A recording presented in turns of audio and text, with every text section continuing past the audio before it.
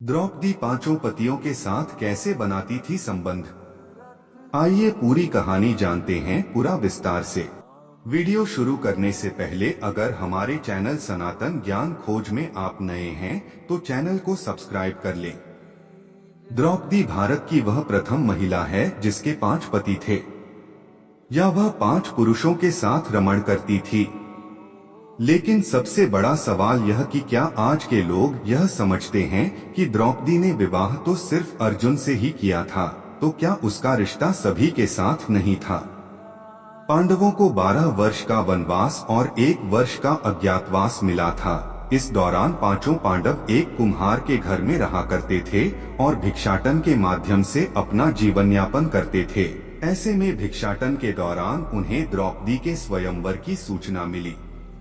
एक यंत्र में बड़ी सी मछली घूम रही थी, उसकी आंख में तीर मारना था और वह भी तैलपात्र में उसकी परछाई देखकर यह भी कि एक नहीं पूरे 5 तीर मारना था। अर्जुन ने यह प्रतियोगिता जीत ली। तब जरासंध, शल्य, शिशुपाल तथा दुर्योधन, दुःशासन आदि कौरव भी उपस्थित थे। उस दौरान बहुत विवाद हुआ क्योंकि पांचों पांडव ब्राह्मण वेश धारण कर पहुँचे थे, लेकिन श्री कृष्ण के दखल से आखिर द्रौपदी का विवाह हो गया। पांचों पांडवों से उसका विवाह कैसे हुआ या पांचों पांडवों की वह पत्नी कैसे बन गई, यह बहुत लंबा किस्सा है। कहते हैं कि द्रौपदी अपने पिछले जन्म में बहुत सुंदर युवती थी। सर्वगुण संपन्न होने के कारण उसे योग्य वर नहीं मिल रहा था, इसलिए उसने भगवान शंकर की तपस्या की और तब शंकर जी प्रकट हुए। उस समय द्रौपदी ने हड़बड़ाहट में 5 बार वर मांगे, इसलिए उसे शिवजी के वरदान के कारण इस जन्म में 5 पति प्राप्त हुए। जब भगवान शिव ने द्रौपदी को 5 पति प्राप्त होने का वरदान दिया था, तब वह भी ये जानते थे कि उसे अपने 5 पतियों के साथ पत्नी धर्म निभाने में समस्या होगी। इसीलिए उन्होंने द्रौपदी को ये वरदान भी दिया कि वह प्रतिदिन कन्या भाव यानी कौमार्य को प्राप्त कर लेगी। इसलिए द्रौपदी अपने 5 पतियों को कन्या भाव में ही प्राप्त हुई थी। हालांकि कहा जाता है कि संतान को जन्म देने के लिए भगवान श्री कृष्ण ने उसे ये सुझाव दिया कि हर साल वह पांडवों में से किसी एक के साथ ही समय व्यतीत करे।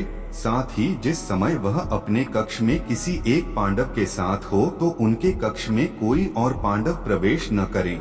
यदि कोई पांडव ऐसा गलती से भी कर लेता है तो उसे 1 वर्ष का देश निकाला भुगतना होगा। माना जाता है कि द्रौपदी, जो 5 पांडवों की पत्नी थी, 1 से 1 साल के समयांतराल के लिए हर पांडव के साथ रहती थी। उस समय किसी दूसरे पांडव को द्रौपदी के आवास में घुसने की अनुमति नहीं थी। इस नियम को तोड़ने वाले को 1 साल तक देश से बाहर रहने का दंड था। एक बार यह दंड अर्जुन को भुगतना भी पड़ा था।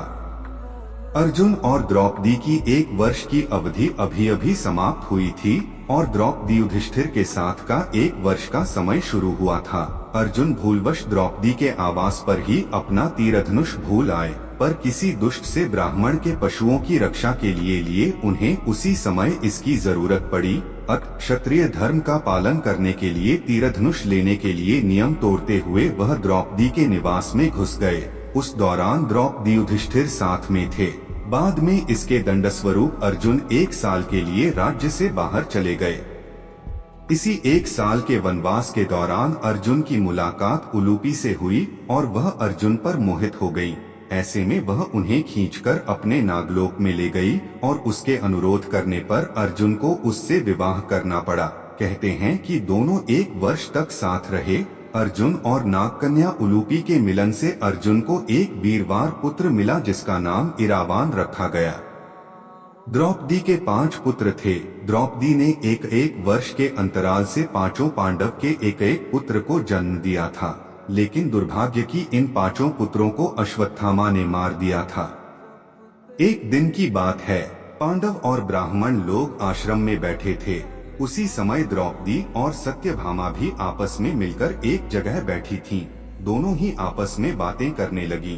सत्यभामा ने द्रौपदी से पूछा, बहन, तुम्हारे पति पांडवजन तुमसे हमेशा प्रसन्न रहते हैं। मैं देखती हूँ कि वे लोग सदा तुम्हारे वश में रहते हैं। तुम मुझे भी ऐसा कुछ बताओ कि मेरे श्याम सुंदर भी मेरे वश में रहें। तब द्रौपदी बोली, सत्यभामा, ये तुम मुझसे कैसी दुराचारिणी स्त्रियों के बारे में पूछ रही हो? जब पति को यह मालूम हो तो वह अपनी पत्नी के वश में नहीं हो सकता। तब सत्यभामा ने कहा, तो आप बताएं कि आप पांडवों के साथ कैसा आचरण करती हैं? उचित प्रश्न जानकर तब द्रौपदी बोली, सुनो, मैं अहंकार और काम क्रोध को छोड़कर बड़ी ही सावधानी से सब पांडवों की स्त्रियों सहित सेवा करती हूँ। मैं ईर्ष्या से दूर रहती हूँ, मन को काबू में रखकर कटु भाषण से दूर रहती हूँ, किसी के भी समक्ष असभ्यता से खड़ी नहीं होती हूँ, बुरी बातें नहीं करती हूँ और बुरी जगह पर नहीं बैठती। पति के अभिप्राय को पूर्ण संकेत समझकर अनुसरण करती हूँ। देवता, मनुष्य, सजादजा या रूपवान कैसा ही पुरुष हो, मेरा मन पांडवों के सिवाय कहीं नहीं जाता। उनके स्नान किए बिना मैं स्नान नहीं करती, उनके बैठे बिना स्वयं नहीं बैठती। जब जब मेरे पति घर में आते हैं, मैं घर साफ रखती हूँ, समय पर भोजन कराती हूँ, सदा सावधान रहती हूँ, घर में गुप्त रूप से अनाज हमेशा रखती हूँ। मैं दरवाजे के बाहर जाकर खड़ी नहीं होती हूँ। पतिदेव के बिना अकेले रहना मुझे पसंद नहीं। साथ ही सास ने मुझे जो धर्म बताए हैं, मैं सभी का पालन करती हूँ, सदा धर्म की शरण में रहती हूँ। अगर आप श्री राम को मानते हैं तो कमेंट जय श्री राम लिखें और सब्सक्राइब चैनल को कर दें।